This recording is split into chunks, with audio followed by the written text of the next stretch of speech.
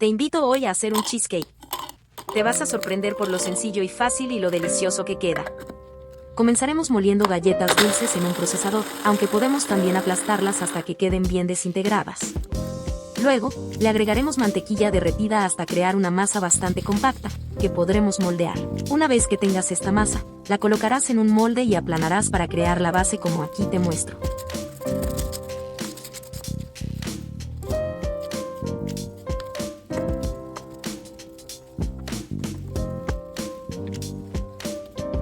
Ahora vamos a preparar la parte principal y más deliciosa.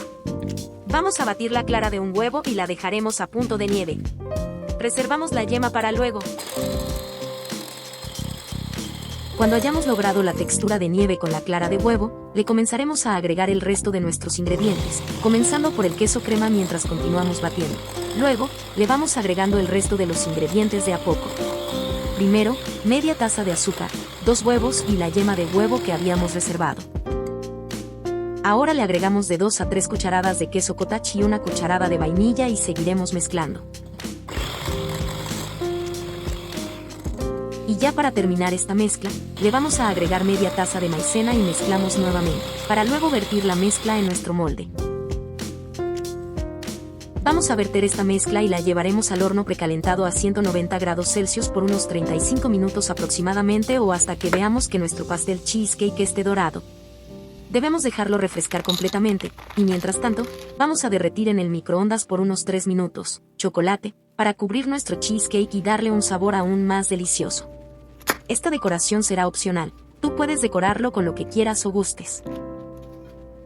Una vez fresco nuestro cheesecake, lo volteamos y comenzamos a decorar. Ya está casi listo para poder probarlo, se ve delicioso. Si te gusta esta receta puedes apoyar al canal regalándome un like o dejándome un comentario. No te cuesta nada, y así nos ayudas a traerte más recetas interesantes que te aseguro que te encantarán. Yo quise darle un último toque de decoración final y molí algunos cachos y almendras para ponerlo un poquito más atractivo, pero también es opcional. Y miren qué lindo queda. Sabroso y hermoso. Mejoré la florecita un poco para que quedara mucho mejor. ¿Qué les pareció? ¿Qué hubieran hecho ustedes? Recuerda que puedes dejarme saber tus opiniones en los comentarios.